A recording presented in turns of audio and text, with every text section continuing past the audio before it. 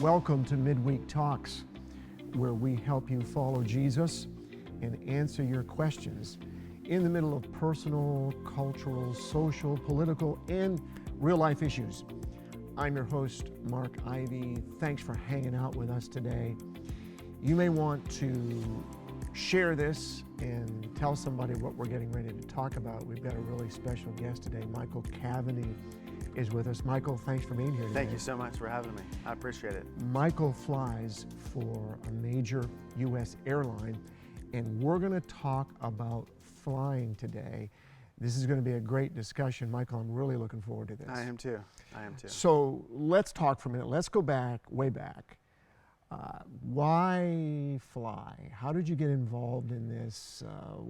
You're not a doctor, you're not a pastor, you're not working at Walmart. Why flying? That's a good question. It really started when I was a young boy. My uncle Lefty Gardner was a big influence in me. And he was in aviation, and he was in World War II. Flew B-17s and B-24s. That generation, in my opinion, is one of the that's greatest. Exciting. Greatest. Yeah. So I was 5 or 6, and we took a family trip, and he had a twin-engine Cessna, 310 actually, and we flew it to Yellowstone Park. And I remember sitting on my dad's lap, and my uncle saying, "Hey, do you want to fly the airplane?" And I'm like, "Sure," Yeah. And I remember taking the controls and just hearing the engines roar, and we're over the mountains, and it was just beautiful. And I was just overcome by just the sensation, I guess. And then from then on, it was building models, going to air shows, hanging out with my uncle, just trying building model airplanes. Yeah, absolutely. Okay. Yeah. I Okay. loved it. Yeah. It was just learning, the different types of airplanes and just studying it. It was just always, it was a joy, It was always a fascination, And I knew I wanted to fly airplanes, but at a young age, you don't know what you're capable of, Sure. Yeah. So it's transgressed from going through high school, and my parents getting divorced, and some not issues, but some life events, I will say, and then going in the military as a mechanic, and I worked on airplanes.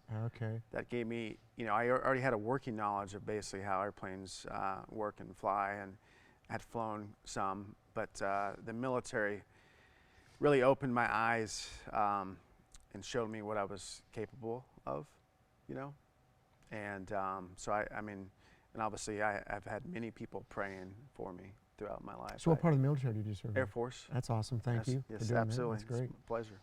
So you do your service in the Air Force, Mm-hmm. and then what happens?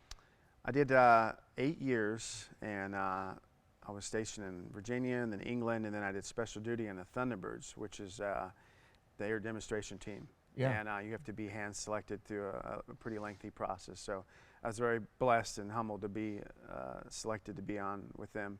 And was that working on engines? Was it working? That was on the whole airplane. On the whole airplane. Yeah. So you knew everything about that aircraft? The avionics, we had certain back shops and stuff, Sure, yeah. folks that were specifically trained in some of the, the stuff in the cockpit and maybe the ejection seat. But I was basically responsible from the tip of the plane to the tail of the plane, mechanically. Yeah. And on the Thunderbirds, obviously, cleanliness and beautification is very important. So I did 3.5 years on the Thunderbirds, and I knew flying was what I wanted to do. And so I ended up getting an honorable discharge after the team, and getting into engineering. I got my A&P license, which is the civilian equivalent for what I did in the military. So I could work on planes too in the civilian world. But I ended up getting into some engineering, vibration analysis, and Okay, wait a minute. Vibration analysis. Yes. Okay. Yes. Is that how the plane is responding? This is anything? this Just is not even totally separate aviation, from, totally separate. So this is basically preventive and predictive maintenance for large industrial plants and hospitals. Duke Power was one of my customers, Marshall Steam Station. So this is critical equipment that I would go and take vibration readings on, and then download the data and analyze it, and then I'd give them a report on basically the condition. Machine health was the division I was in. Okay. So it's basically a snapshot of the machine of, what it's doing. If is it misaligned? Is there bearing issues? Is there electrical issues? And I ran with it. I loved it. And then 2006, my dad came up. I bought my first house when I was in 2004. I was single at the time. And my dad came up and we were talking and he's like, "What's stopping you from flying?" And I'm like, really just money, because it's an expensive thing to get into and get all your finish your ratings. So we talked about some things and brainstormed, and long story short. What year was that, 2004 you said? 2005 is actually when we talked about it. 2006 is when I actually put it in action. Okay. So I had to sell my house. I had a Mustang GT that was all hopped up, and another car that was pretty awesome. And I thought, I was a single man. I was obviously dating my wife at the time, and I thought I was pretty well put together. Financially, was making some good decisions, not the best, but making some good learning.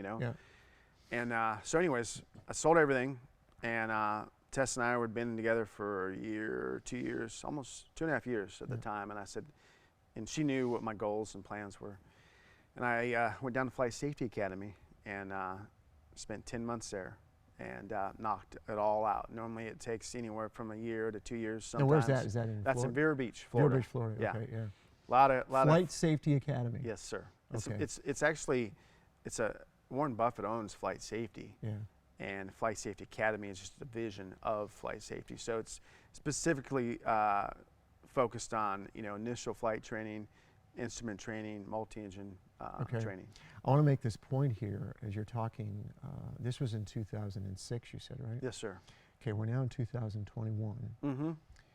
And sometimes people don't understand that in order to achieve goals, there are certain sacrifices that you have to make. Absolutely. Absolutely. And so you're selling your house, you're selling your nice car. Yeah.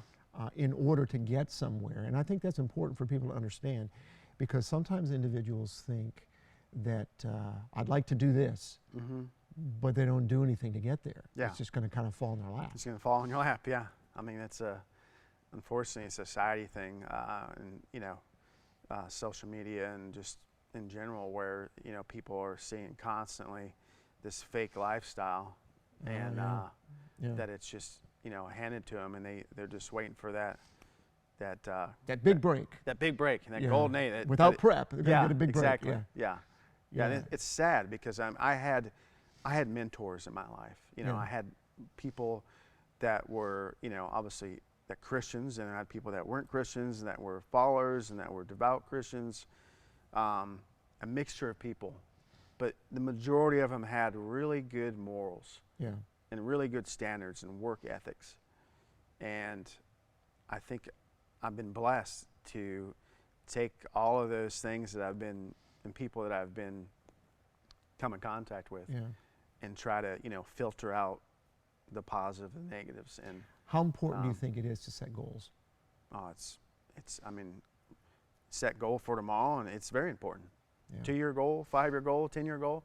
I've always talked to my wife about it, even when we started dating, on goals for us as a couple, and then obviously with my daughter, we talk about goals, and my son, my stepson. So it's very important, and it's also not only to make the goals, but to strive for the goals. Don't lose the focus. Because you mentioned it's 06 now, it's 2021. Right. I actually did an article a couple years ago for the company I work for our flight standards, and at the end of it I said, don't forget the reason why you did what you did. The struggle, what you did to accomplish. Because it's easy to go all through all. It sounds crazy, but it's easy to go through all the struggles and pains and get to where you're at, and it's just like you forget about it. You don't, you lose heart of it, and so I think you become complacent. You're not as thankful. You're not as gracious for where you're at. And I think that falls into any industry. I don't know. I mean, yeah, it does. Yeah. So you're 10 months in this school. Did that lead to the first step of a pilot's license? So I actually did a pilot's license, private pilot, which Yep. you need just to go fly, a small little Cessna. Yeah. Which is required. How many hours do you have to have? 40 hours is the 40 minimum. hours, okay. Okay. It's 20, I think it was 20 hours solo and 20 hours dual instructed. And you have to have, out of that time, you have to have so much cross-country time, so much nighttime flying. Yeah. And then after the private, you go for normally your commercial, or your instrument, excuse me, which is basically you can fly an IMC. Which fly in the is dark.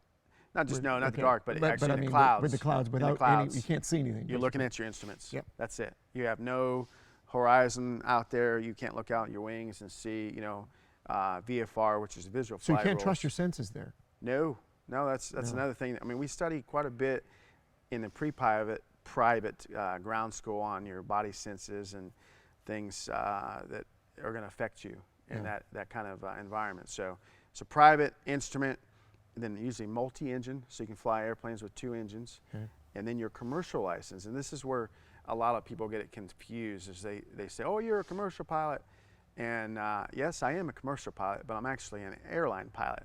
Just because you have a commercial license doesn't mean you fly for the airlines. Okay. It means you can basically get paid to be a pilot. So I could fly for, say, Christ Alive at an airplane. I could be your pilot. We're raising money for that. Right That would be No, I'm kidding. So it's a small little, side note I just wanted to add there, that commercial pilot just means basically that you can fly and get paid for it legally.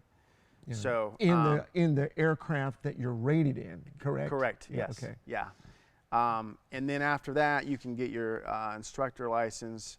I chose not to go that route. I went through a direct track course, and I interviewed with the airline of my choice, a regional airline. Interviewed for them, and then I went through 2 weeks of training for that airline, and then went up to the court, and I had to pay for it, obviously. And the VA paid. I got 60% reimbursed. So just to put it in monetary terms, in 06, it cost me about $88,000. Right now, to do it, they call it zero to hero. Yeah, okay, 0 hours to hero. Yeah. With a 4-year degree, it's about $250,000, $300,000. That includes roughly. the degree, right? Yes, it does. Okay. Yes. Right. So, and that's obviously not going to do that in 10 months. So I did it. I was 33. My goal was to be with the majors by the time I was 45. Yeah. So. And you're how old now? I'm 47. Okay. And I've been. It'll be March 3 years that I've been with the major. Okay, airline. so you made that goal. I did. Yeah. Okay. I did. Cool. Yeah. That's good. I did. So, you flew with a regional airline, right? Yes, a couple different ones. Yes. Okay. And corporate. So. Oh, so you're flying. That's like a privately contracted. It's there's a couple different ways. So like say you just had so much money you didn't know what to do with, and you wanted to buy a couple airplanes, then you could contract them that's out me. to a couple different people, right?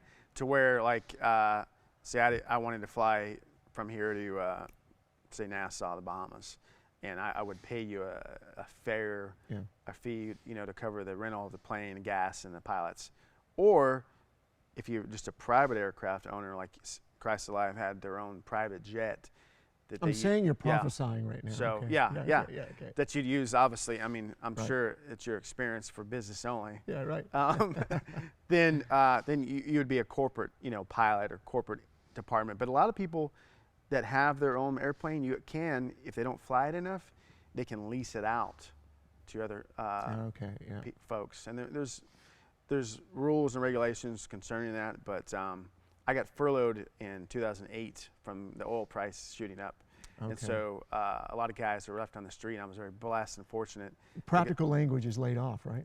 It's basically you got a job, but you're not getting paid. Okay. That's what it is. Okay, That's what it is. Okay. Furlough is you have a job still. We're holding your job, but you have no income coming in from that company. Okay. So I was able to get a job up in Hickory. That's what brought us up to Hickory. Yeah, okay. For a furniture company. And it was myself and another gentleman that flew for them exclusively. Yeah. And we'd take the CEO and the VPs around, salesmen, to different plants to meet with customers. So, and I did that, and then in 2012. That was in a company jet?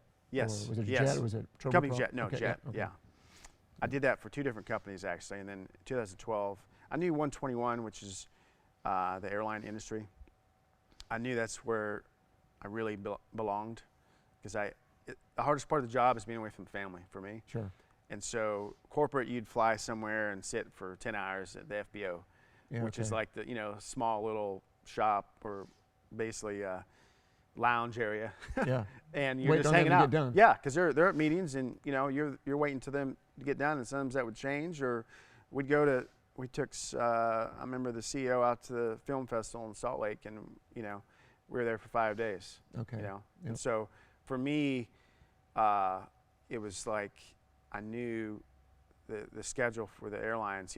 It's all on seniority. So every year you're there, every year longer, your seniority gets up, and your schedule gets better. So on average, I average right now 17 to 20 days off a month. Okay. So I'm at home. I'm not on call. Yeah. No one's calling me. Now, somebody listening to that say, well, that's a sweet job, but really there are certain requirements of rest and additional training and all kinds of other things that are required there. So it's not like medical. it's not like you're not doing anything. We could do a whole portion on. You're playing video games for 17 days, right? Yeah, exactly. Yeah. And then obviously when I am gone, I did a trip that was just a 3-day trip last week, but I'm based in New York, so I had to fly out the night before. And you're not paid to do that. No, that's on my own dime. Yeah. I mean, we can fly for free. Right. We have agreements with airlines, as long as there's a seat available. Yeah. But then I spend the night, which we have a crash pad, most of us do, which we share with other pilots. Okay. Yeah. And so I spend the night there. The next morning I start my trip. So that's one night, right? Sunday night. And then Monday and Tuesday I'm on the trip still. So that's 3. And then Wednesday I come home, and I got home because of COVID. There's less flights, and I couldn't get home. So I had to spend another night, Wednesday night. Okay. So that's 4 nights that I was actually gone, but actually 5 days. I got back Thursday. So there's, that stinks, to be honest with you. I'm ready. When I'm done, I'm ready to get home. I'm ready to get home and family. So 70% of the pilots commute, just so you understand that. Oh, okay. In the industry. Yeah. They don't live where they're based. Okay. So it's a luxury. It's definitely a blessing. But if you live in base, that's like the dream job, man. To, drive to the airport or have your wife. You get a princess ride, is what they call it. Your wife drops you off at the airport. Okay. You go fly for 3 days and come back, and she's picking you up. Yeah. Okay. That's not a lot of pilots. That's not the standard. Okay. No. Yeah. No. Okay. No. So let's start from. I'm on a flight booking site, either for an airline or the general one that I just go looking for flights. Okay, so I'm going to book a flight from, let's say, Charlotte to LA. Okay. Okay. For me, it's a few minutes saying, yeah, I like those times. I put my credit card in. Okay. And I got to be in that flight. That flight's going to take off at 10:57 on Monday morning. Okay. Okay. So I'm there an hour before. What's that like for you? You're going to fly this flight. Okay. What's that look like for you to prep for that? And what do you have to do? Because you're obviously not walking in on that flight at 10:57 and say, hey, let's fly the airplane. No. Okay. So what's that going to look like for you? Things that I don't know about as a passenger. Okay. Well, basically, we have to be on the airplane an hour prior. Okay, Right. we have to check in basically through our iPad, or some people use a phone for some airlines, but everything's different. So an hour prior to departure time is when I have to be at the gate. Okay. So if I have a 10:55, more than likely I flew in the night before, and so I'm going to look over. You flew in the night before. How much rest are you required to have? 8 hours. 8 hours. 10 hours of rest, and then 8 hours of sleep opportunity. Okay. So you have to have 10 hours of downtime. yes, basically behind the door, and then 8 hours of sleep opportunity. So Okay. That's legally that's funny you brought that up, but when I sign in to my pairing is what they call it. We have a thing that we do. It's called Fit for Duty. That's basically acknowledging, I'm saying to the company that I've had adequate rest, and I'm fit for duty, and I'm ready to No fly this airplane. alcohol. Yeah. no Oh yeah. Ate well. No, yeah. Slept well. Yeah, Whether you sleep yeah. well or not in a hotel is one thing, but at least you Absolutely. tried. Yeah. And Yeah. we have fatigue things that we can call Okay. on fatigue. There's all kinds of things. Is it a checklist you have to go through and check it off, or they just say, hey, this guy No, knows it's- what it requires, and he it's in- signed off on it? in the initial training, you learn about, and then in the regulations as well, FAR 117 breaks down basically what the requirements are fit for duty. So I already know that. It's not like every day I'm like, but anyways, I'll look over the flight, look at the winds, see if there's any weather impacting scheduled for the next day, just to get just an idea. I usually will look at the airplane I'm flying, because I fly three different types of variants of the Airbus.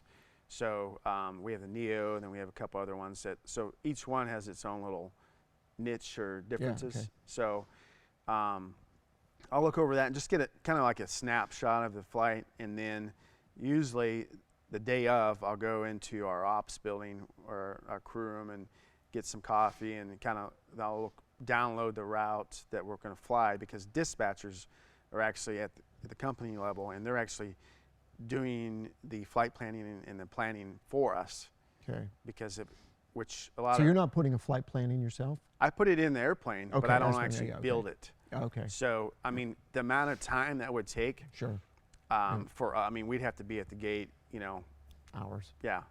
So we're a lot of people think we're spoiled, but when you have, especially on a turn, when you have 40 minutes on the ground to land and walk around the airplane, inspect it, deplane, clean it, and reboard, and load everything, brief everything, look at the weather, and take everything in account, any distractions, in 40 minutes, and build a flight plan and look That'd be impossible. There's no way. So dispatchers are actually rated folks that are doing that as well. So they have a license to do that. So we trust them. There's a good relationship, obviously, between them and us. But I get down to the airplane, and then we decide either the captain's flying or the FO's flying, first officer.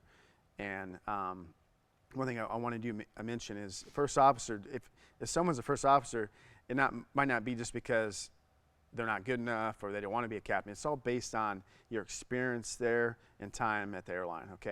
So the higher I go in seniority in FO, the better my schedule is. So obviously monetary, if you're a captain, you're going to make more money.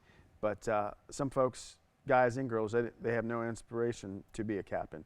Some do. They want to be a captain first thing, and they're going to be on reserves. Sitting in a crash bed, but they're making some good money. And really, a captain and a first officer, sometimes they have the same level of training. Absolutely. Well, you might have a first officer that has more experience. So that's the whole. I wanted the whole Sully thing in the Hudson was just kind of like, so many people were saying the pilot, and I'm like, there's two people in there. There's two guys, Skiles and Sully, both.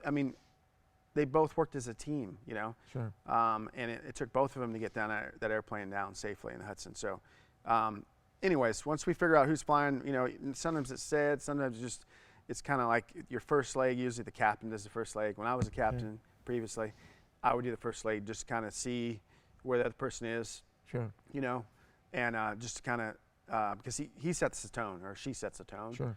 And then, you do about your duties. If I'm doing the walk around. And that's the walk around to check the condition of the plane. The airplane, yes. We have a procedure, things that we're looking for. And so when we see a captain out walking around a plane, he's not just out there because he needs some fresh air. No. He's actually inspecting the safety and the security of the airplane. And then comes back in, and then the person that's flying the airplane is actually building the box. So he's looking at the route that dispatch did. He puts it in the on our FMS, which is basically like our GPS system, and it confirms. And we have a certain fuel load that we've got to have before at the gate, and then a certain fuel load that we have to have before we push the throttles. Is that based on the number of passengers that are riding too? It does. It fluctuates. Usually, it's dependent on our takeoff weight. So how many bags we plan to have, and how many passengers we plan to have, and then also what altitude we're going to be flying, what the winds are. If there's weather at the destination, if say there's weather within an hour or two, an hour prior, an hour after at our destination, then we might have to have an alternate. So we have to have fuel to fly to the airport, our destination, shoot approach, and then actually fly to an alternate. And then we still have to have 45 minutes after that. So 45 minutes of fuel? Yes. Yeah. Explain the terminology flight 632 heavy.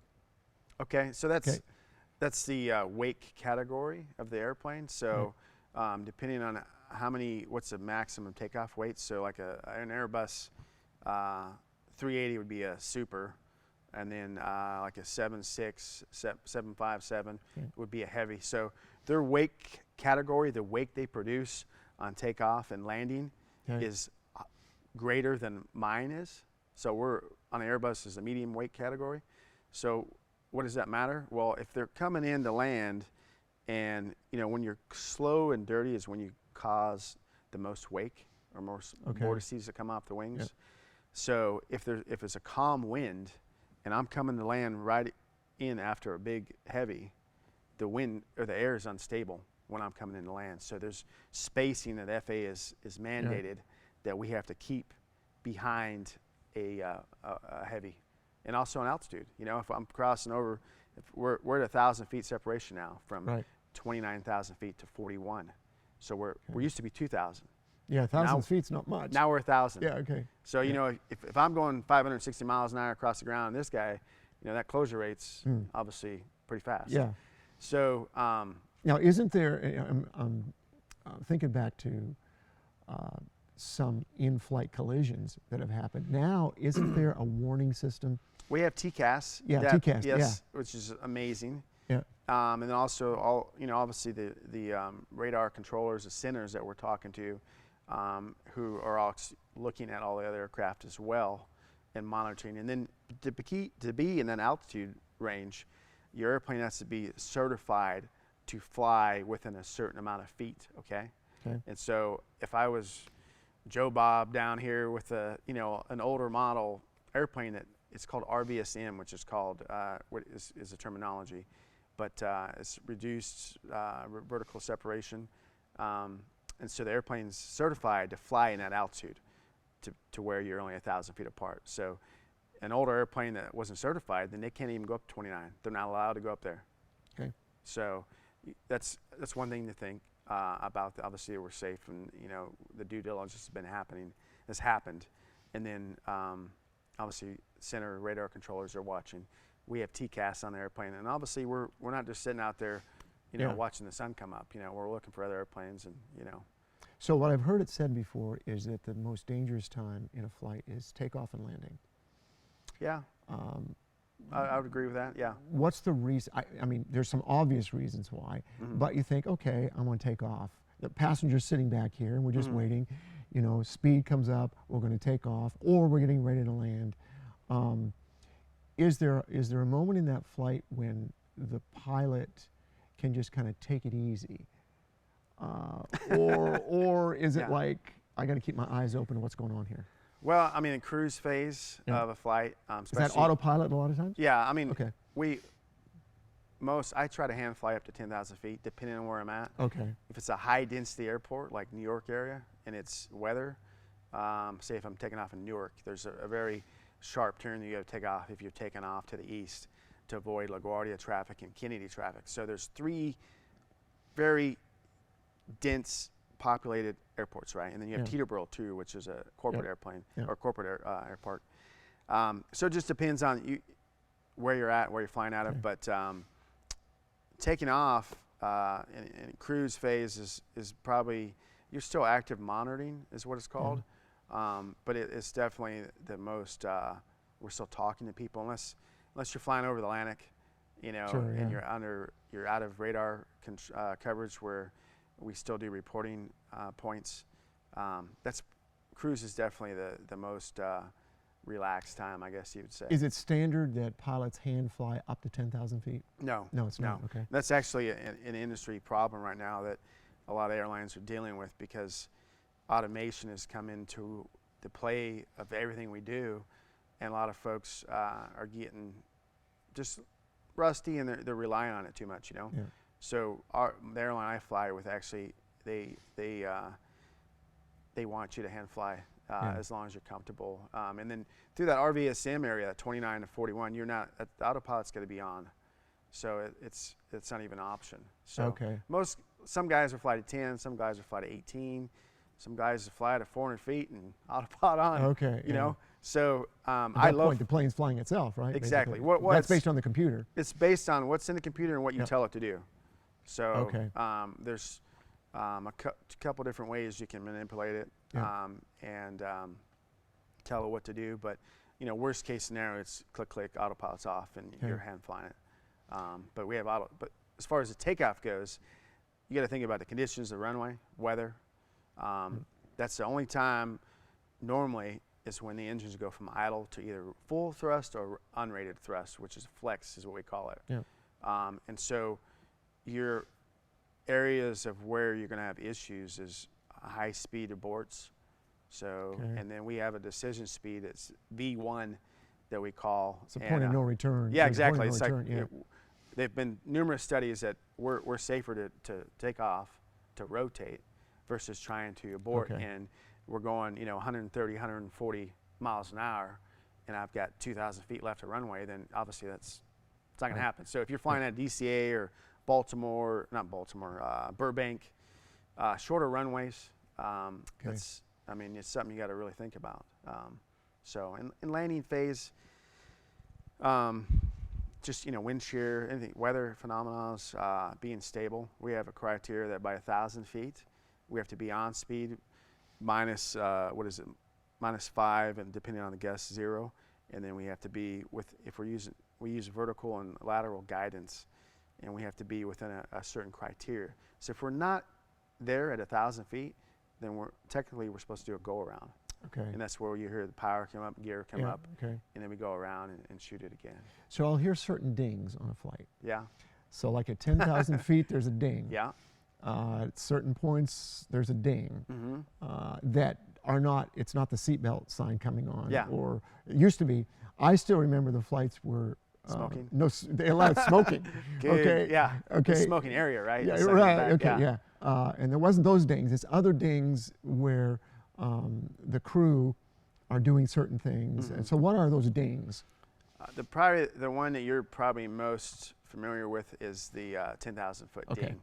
Yeah. So, and that for us, from the ground up to 10,000 feet, or 10,000 feet to the ground, if we're descending, is a sterile cockpit. So basically, we don't talk about anything in the cockpit that is not relevant Right, to the okay. flight. Okay. You can't talk about the baseball games. No, it can't the be like, family. my Yeah. cat ate my, Yeah. my okay. steak last night. So or, there's no casual conversation. 0. I mean, Okay. and There's then not supposed also, to be. yeah, Yeah. there's not supposed to be. Yeah. Yeah. And then also the flight attendants aren't supposed to ding us unless it's emergency. Okay. So like, Susie got up to get her laptop out of her overhead bin. She's not going to ding us below 10, because that's where you have the most concentration of airplanes trying to depart and go this way, and we're looking. I mean, we got birds we're keeping an eye out for, Yeah. other airplanes. You can't you can't predict birds. Exactly, Like the landing on the Hudson. Yeah. You know, And what the do you radio do? traffic's constant. So Yeah. if you ever have a free moment, you're just like, I got nothing to do, go to liveatc.net, I think it is, and you can type in Kennedy or any major airport up in New York and just listen to the controllers talk. Oh, really? And it's amazing. Yeah. Yeah. I mean, I still don't. I've got a couple guys that I'm partial to. This one country guy, he's just so smooth and really friendly, but he never misses a beat. You know what I mean? Yeah. So you got to be on your A game. You're flying an airplane. You're looking at your descent profile and your airspeeds, and you're listening to the radio, and they're giving you instructions to basically, it's like a ballet Yeah. of bringing in an Now, airplane as a layperson here, an airplane every 30 when seconds. I'm listening to ATC talk to pilots and stuff, I say, I did not understand anything that guy just said. Yeah, Okay. yeah. That's just. I mean, it's over time. Yeah. Yeah. It's practice and just learning the lingo. But it's fun. So, as a pilot, what would you want a passenger to know that they just think they know that they don't? What would you want to say? I wish these passengers would understand what's going on right now. What are the For one, I mean, it's a privilege to fly on an airplane. Yeah, okay. Yeah. It's not a bus. We're 6 to 7 miles above the ground in Yeah. a pressurized vessel. Yeah. And all of us up front and in the back, the flight attendants obviously going through some rigorous training to do what they do. They're not there just to hand you drinks and Yeah.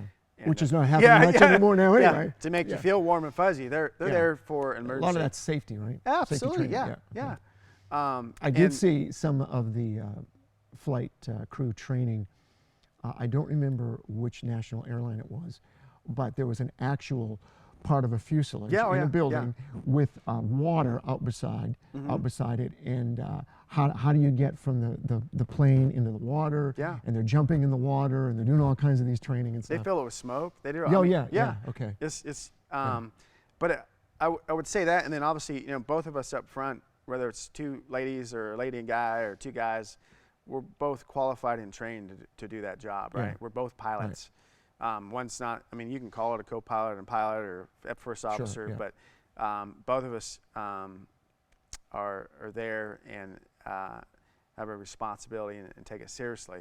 And then the whole cell phone thing. I mean, I was going to ask you about that. Yeah, I just. Okay, what's the big deal with that? Let me have my cell phone on. Why not? Well, I mean, I think it's to me, it's kind of etiquette. I'm like, Okay.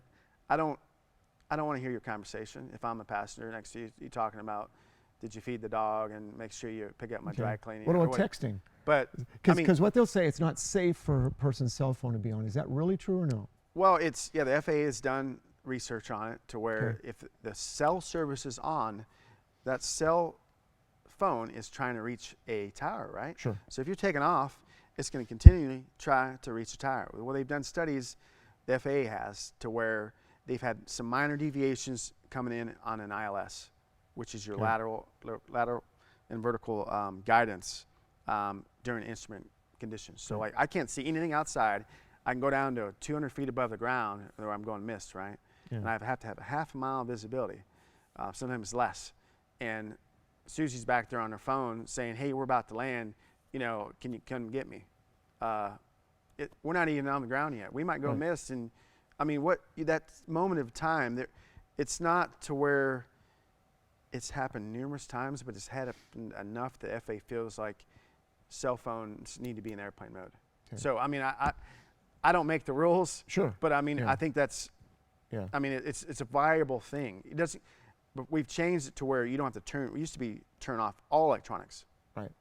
And now it's just, you need to be in airplane mode. You can still use your phone. Yeah, I've seen that. We've got, I mean, we have Wi-Fi, we have free Wi-Fi on the company I work for. So, and I've flown that company before. I love them actually. Because, so if you can't, I mean, it comes back to devices and stuff. I mean, Obviously, I've been flying for a number of years as a passenger.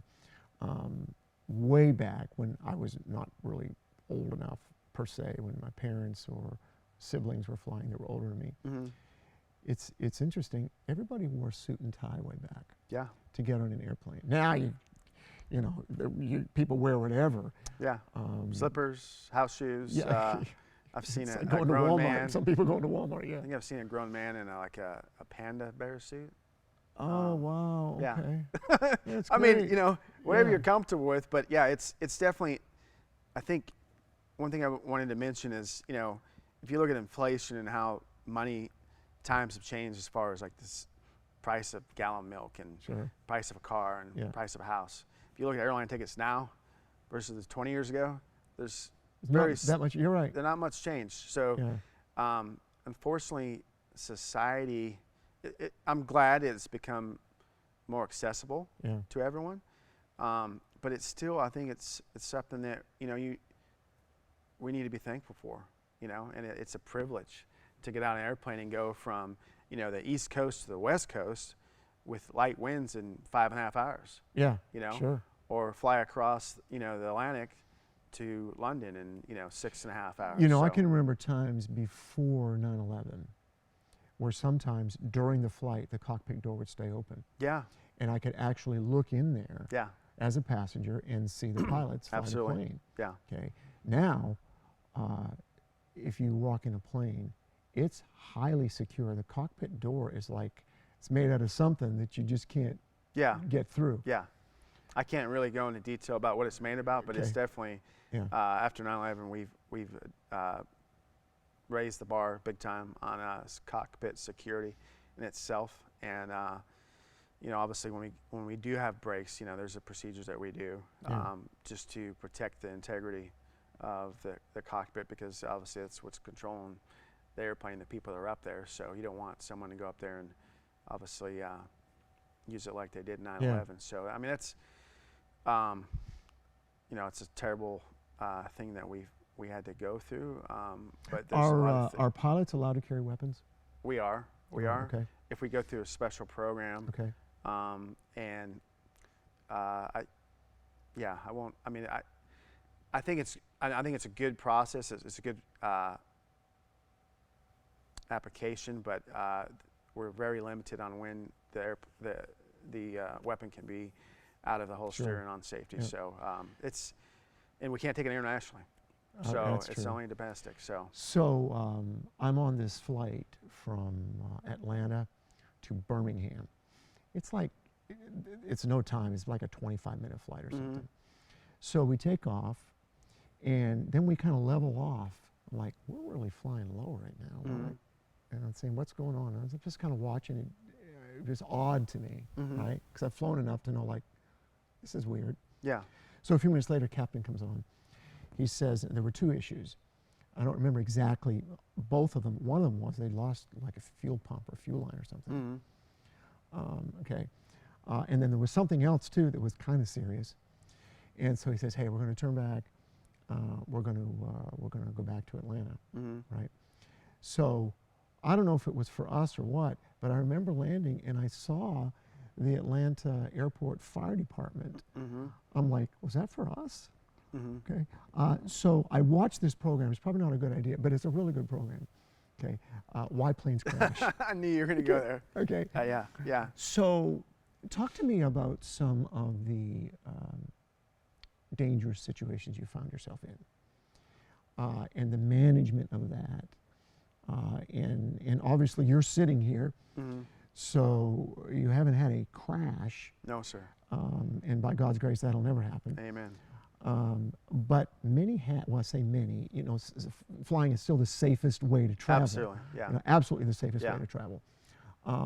But talk to us a little bit about some dangerous situations you found yourself in the management of that, and what's going on in the cockpit that people behind you don't even know what's going on. Okay. Well, I mean, you know, I think we've talked about before that every airline crew member goes to a recurrent training syllabus every year. Right. So we go through emergency procedures, engine fires, engine loss of thrust on takeoff. So we practice and train, obviously how we fly for one, and so a lot of those scenarios you have been in a simulator or something, right? That's what the plan is. Yes, but it's different in real life. It's different in real obviously. life. Yeah. I mean, okay. it's you know you might get a little sweat because you have an examiner that's watching you, and it's a pass-fail thing. You know, it's not like, okay, Johnny, you know, you didn't take the airplane off and you red screened it. It's okay. Yeah. It's different. You crashed it, not a problem. Yeah, exactly. Yeah. I mean, obviously, but probably I guess we had severe turbulence one time, and we were going into Knoxville, Tennessee. There was a frontal system that we were paralleling, and it was nothing convective, meaning there's no thunderstorms, and you know, thunderstorms produce obviously lightning and hail, which is bad for airplanes. And so, can you get struck by lightning? Actually, yeah. Here's the funny thing. I'm putting a parenthesis on this. So I'm flying just recently. Yeah. And we had to switch airplanes because the prior airplane that had landed had been struck by lightning.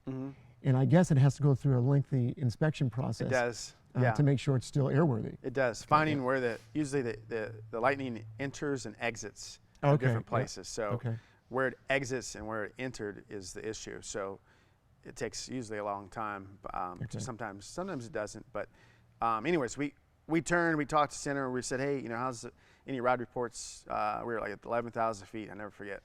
And they're like, no adverse ride reports, you know, clear to descend 6,000 feet. And so we turned the frontal system, we were paralleling it, we turned into it. And do you have radar to see what's going on? Yes, yeah, absolutely, yeah. Okay. So we got, you know, radar, we screened it, looking for any convection, anything, nothing, just dead. And obviously the center controllers have radar as well. And it refreshes, I think theirs is up to like 5 minutes, maybe 3 minutes. So it's 3 minutes old radar. So our radar is the most accurate. So we turn, and we only had one flight attendant on that airplane, and we actually told her to sit down just in case. And I made a PA saying, hey folks, you know, we're going to start a descent. We expect some light drops, so please, you know, pay attention to the seatbelt sign. We'll see you on the ground shortly. We got in that thing and we turned, and next thing I know, both of us are pushing full down on the yoke, where our throttles are idle, and we're climbing 1,500 feet up in the air. So we're climbing, and Is everything. that a microburst? No, No, everything. okay. It was a frontal system. It was probably a wind shear, thermal change. There's all kinds of different ways you could explain it. But everything in the cockpit was up in the air. And I mean, just boom, boom, boom. And it seemed like it lasted 30 seconds, but maybe a minute. But it was probably 10 seconds. When you say you're pulling the engines back to idle. Yeah, and we're gaining airspeed. And we're climbing. We were basically along for the ride. Okay. Okay. And so we finally got it maintained and out of it. And what are the passengers feeling right now? Are Are they feeling the... Oh, yeah, absolutely. Okay, Yeah. okay. Yeah. All right. Yeah. We get out of it, and anytime you're in moderate, severe turbulence, you got to let ATC know, and then you have to let your company know. And in severe turbulence, there's a inspection that maintenance. I was going to say the yes, airplane has to be inspected. Absolutely, right? yeah. So it's also inspected after hard landings. Yes, right? yes, If there's yes. parameters with that, right? Yes, Yeah, okay. I guess I've never done hard landing. Okay. I mean, I've had some firm ones, definitely. Yeah, I'm not okay. saying it, but Okay. yeah, it's got to be pretty firm to Okay. have to ride it up. Yeah. There's actually sensors on it that Yeah. acceleration, that amount of acceleration that was hit. But anyways, we got out of it, and we called in the back, and she was fine. She was seated, luckily. And She could have been in. injured if she wasn't seated, Absolutely, right? yeah. Okay. There's a lot of turbulence injuries that happen.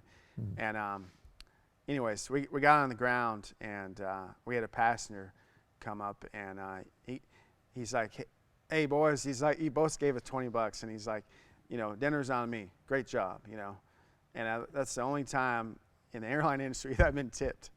So, yeah, okay. but yeah, it was for a moment. I mean, you got to fly the airplane. That's the first thing that we do in any kind of emergency. But for the passengers not knowing what's going on during that, or if we had a issue like I was going over the waters, which is Atlantic, the other day, evening at night. Yeah.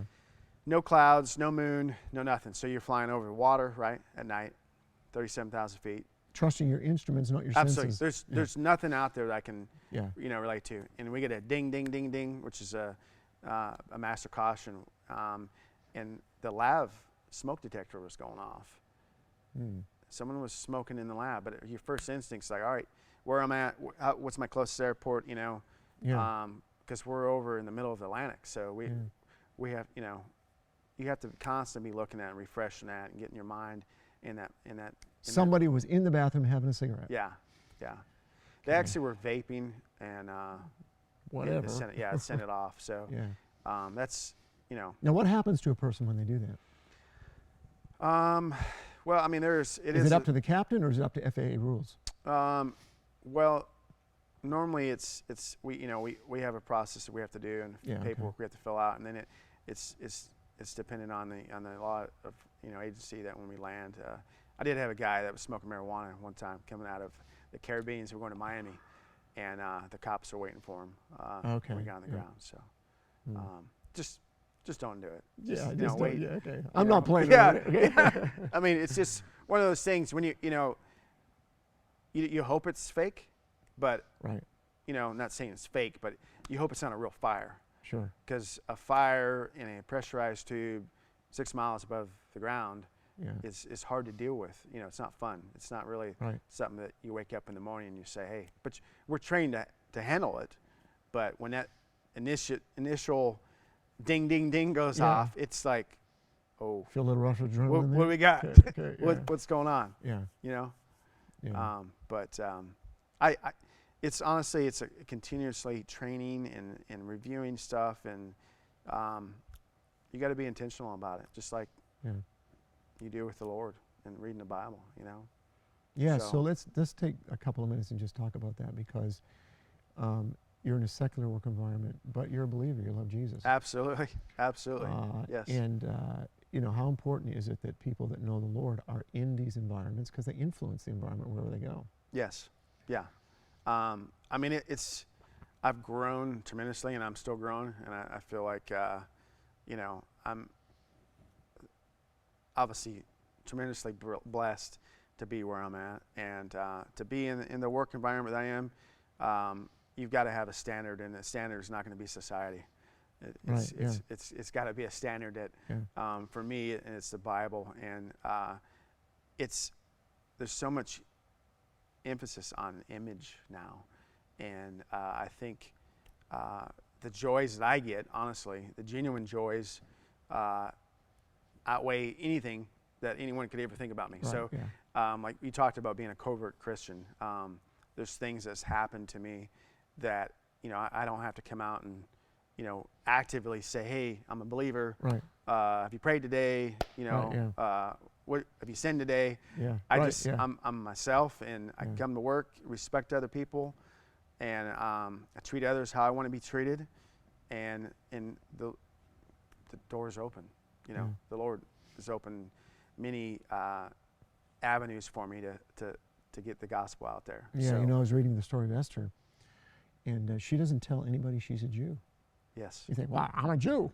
She doesn't Yeah. do it yeah, until it's necessary to save the lives of her people and a nation. Mhm. And sometimes Christians are just so out there, and they lose their influence, because if you're living right, if you're being honest, you're telling the truth, you're doing your job well, that's going to say something about your life, and somebody is going to ask you a question. In that moment, you've got an opportunity. Sometimes I think that we're just so out there that we get pushback, yeah, and we don't understand the process of being overt and covert. Mhm. And there's the right time for both of them in our Christianity. yeah, absolutely. I agree.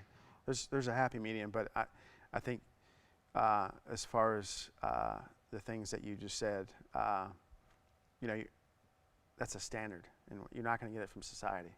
You're Right. not going to get it from social media. Yeah, You know, that's the And, decision you have to make. yeah, the decision you have to Yeah, make. And yeah. I feel like, you know, before, when I was, you know, a younger man, you know, I'd see people, you know, the Bible thumpers, you know, you need Yeah. to do this, you need to do that, or you know, have you felt the voice of the Lord, and have you felt Him in your heart? And I'm like, you know what are they talking about? And I'm like, I finally found that, you know, when, Yeah, when, okay, when you're yeah. intentional about it. Yeah. I make time for Him, you know, Yeah. and I'm not perfect. Sure. I'm still human. I'm in the flesh. But until you start making time for the Lord, intentional time, Yeah. you're not going to see that. And society will continue to, Sure. know. Society's going to do what they're going to do, but it's Yeah. important for men to understand, yeah, you know, about making intentional time, and that's really made the difference in your life, hasn't it? absolutely. Yeah, your marriage and yes. everything. Oh, yeah. At my home life, I'm a true believer, you know, obviously the man of the house, if he's connected with the Lord, Yeah. I mean, spiritually, and just, you know, spending the time with, and I told my wife, we were just talking about it, just have a time, if you can't devote it an hour a day, start out 10 minutes, you know. Sure. You put that time in social media, you put that time Sure, in that's true. YouTube, or watching, you know, I like football, but, and then after a couple days, you know, Sure. it's just like a habit. It gets more. So now you get hungry. Yeah. Once you feel the word and you feel that feeling of trust and that protection, the armor on you, to where you can handle the world, Yeah. especially last Yeah. year with Sure. COVID. Yeah. I mean, what else is going to give you that strength? Sure. Who else is going to give you that strength? Yep. And Yeah. and I'm a believer, and I'm sitting there telling you that, you know, give him a shot. It's not about you. It's about him. And you got nothing to lose. Nothing to lose. No matter where you're at in your life right now, no matter where you're at, give him a shot. You know, that's great. that's This has been great, that's, Michael. that's genuine for me, and it's intentional. Just be intentional. I think it's the biggest thing. I don't care what your background is, what your financial status is, what your marital status is, what your sexual relations is, what you've done, what you haven't done. You got to give it. You got to open your heart and give it, and be honest about it. Be intentional about it, and you will see. You will see. I promise you. That's and awesome. I thank you so much for you and your wife Tiffany, and starting this church, and your leadership, and I'm just very thankful for you. Well, we're thankful for you, and we got to do this again. Absolutely, we will. Yeah, we didn't even, because there's things I know. There's things that I we want to haven't talk about, man. we haven't even taken off yet. I know. There's things that I want to talk about, but thank you so much for Absolutely. being here today. Absolutely. Absolutely, and thank you today. Make sure you share this.